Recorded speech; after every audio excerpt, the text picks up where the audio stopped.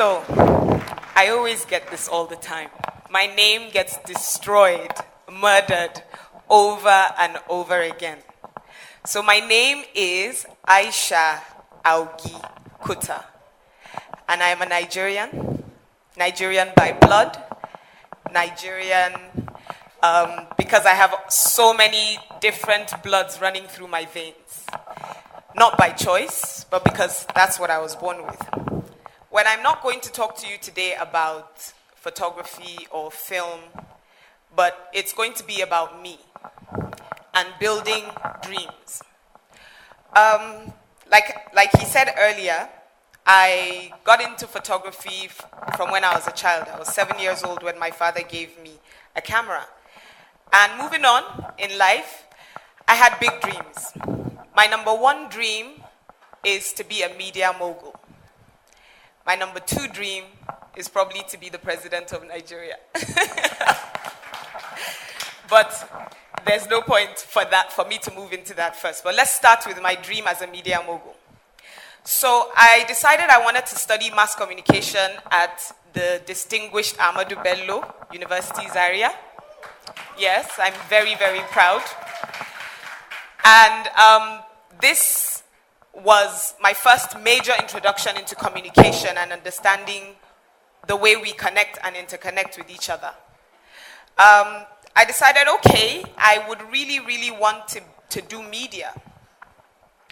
So let me just start with something first. My first thought was I'll be a journalist.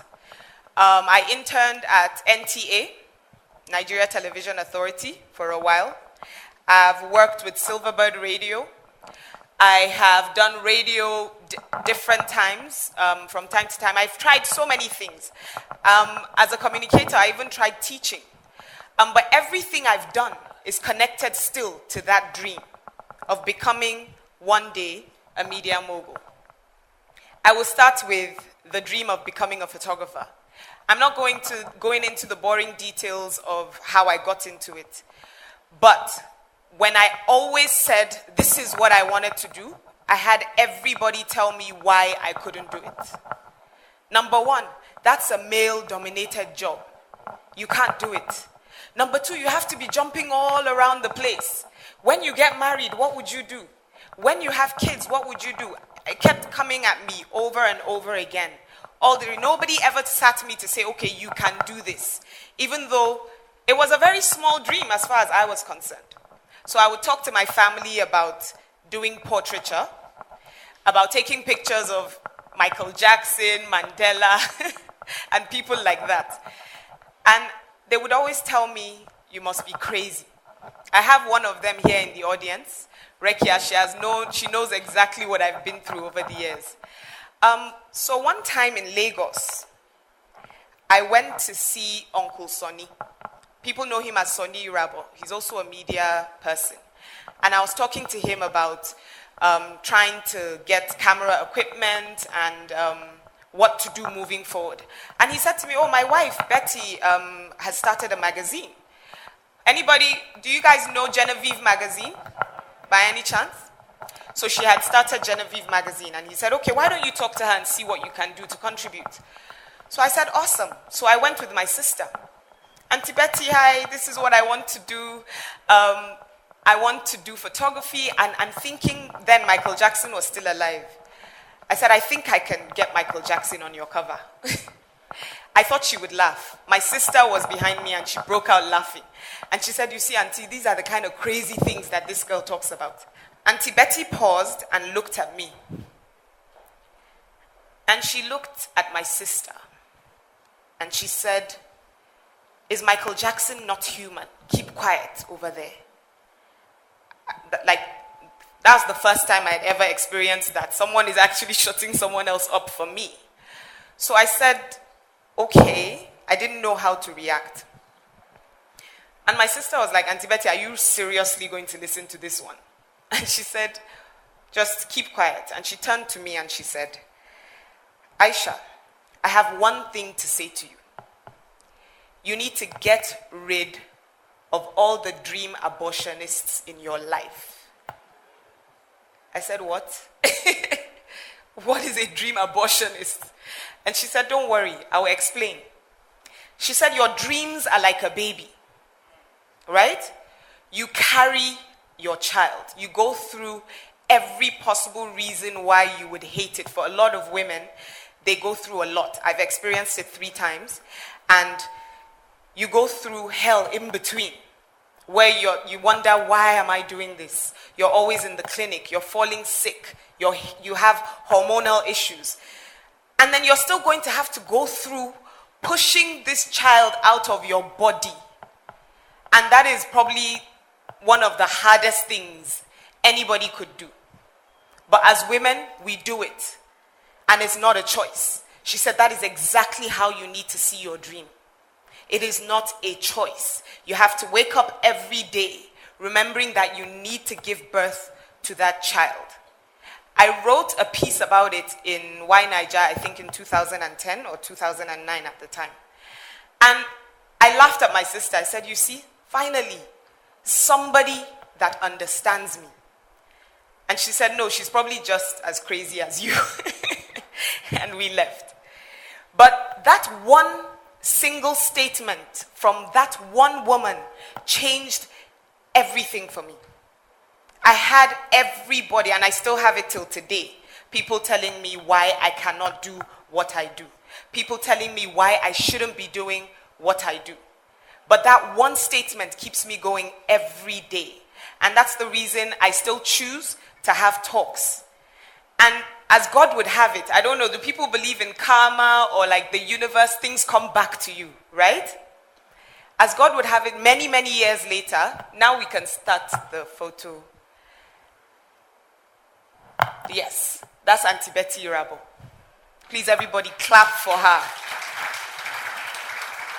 Many years later, I won the Sisterhood Award for Photographer of the Year. And as they announced who was going to give me this award, it was who? Auntie Betty. She did not even remember talking to me about that. So this is what it takes. Whenever you're looking at people who have dreams or anyone who has an idea that you may not be able to fathom, you have to be like Auntie Betty. And even if you don't believe in it, the least you could do is say, okay, it's a good thought.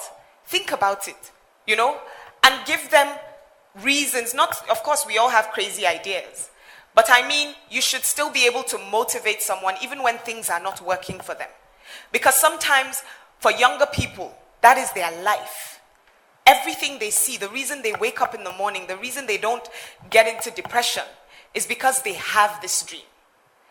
And, oddly enough, I have Mr. Isaac Bellamy on my list of people because I've heard the story and I've seen what they've done to try to get the labor room to life. And I'm a strong supporter of the labor room. So I had him on my list of people that I was going to talk to about today. Being able to put something that huge together and make it work. It may not even be as big as you dreamed, but it's working and it's moving.